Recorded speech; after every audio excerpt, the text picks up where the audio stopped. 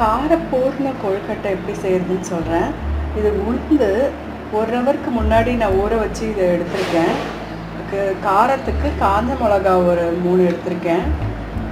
அப்புறம் தேங்காய், தேவையான அளவு உப்பு, பெருங்காயம். நீங்கள் அரைக்கும் போது இதை தூவிக்கலாம். இப்போ இதை என்ன பண்ணணும்னா ஜாரில் போட்டு கொஞ்சம் திப்பி திப்பியாக அரைச்சி எடுத்துக்கணும்.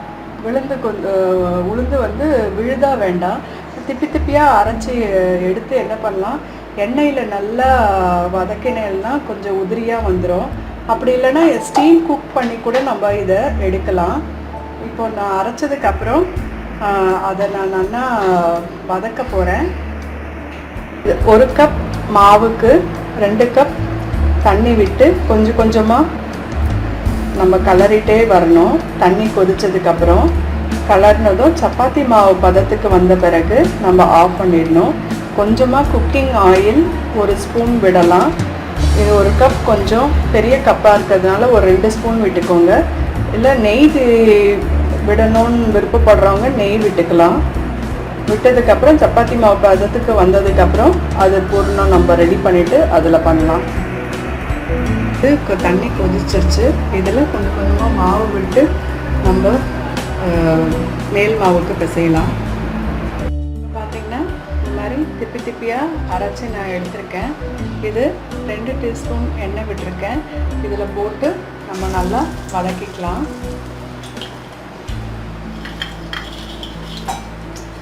இது ஃபஸ்ட்டு பார்த்திங்கன்னா கொஞ்சம் ஒரு மாதிரி பேஸ்ட் மாதிரி தான் இருக்கும்.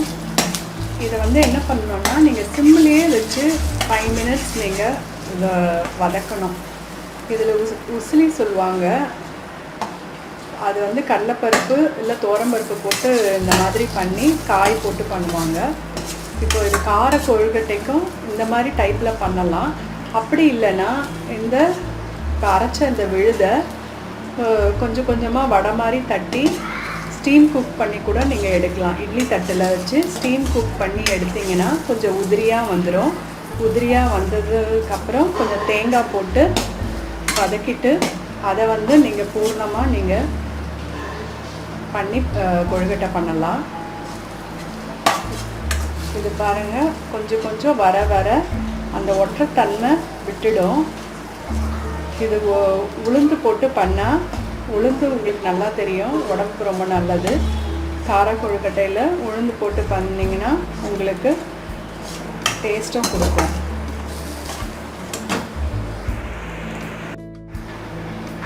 இப்போ பார்த்தீங்கன்னா இது பாருங்கள், உதிரியாக வந்துட்டா இந்த ஸ்டேஜு கரெக்டான ஸ்டேஜு.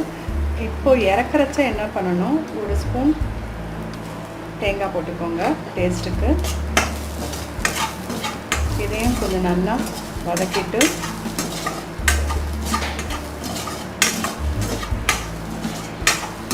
இப்போ ஸ்டவ் ஆஃப் பண்ணிடலாம். இப்போ கார பூர்ணம் ரெடி. இப்போ கொழுக்கட்டை பிடிக்கலாம்.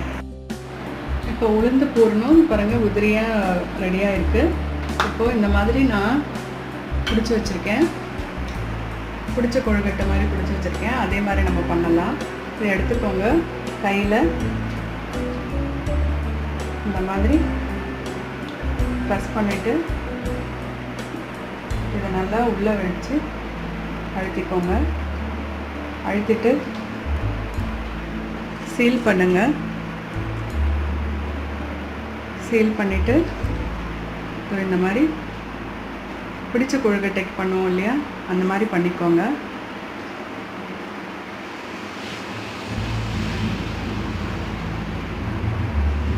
இப்போ இதே மாதிரி பண்ணிக்கோங்க. பண்ணி 10 மினிட்ஸ் ஸ்டீம் குக் பண்ணலாம். ஸ்டீம் குக் பண்ணதுக்கப்புறம் இது ரெடி ஆகிடும்.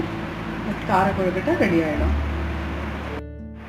இப்போ 10 மினிட்ஸ் ஸ்டீம் குக் பண்ணி இதை எடுத்திருக்கேன். இப்போ இது கார கொழுக்கட்டை ரெடி ஆகிடுச்சு. நீங்களும் பண்ணி பார்த்துட்டு உங்களுடைய ரிவ்யூஸை எனக்கு கொடுங்க. தேங்க்யூ.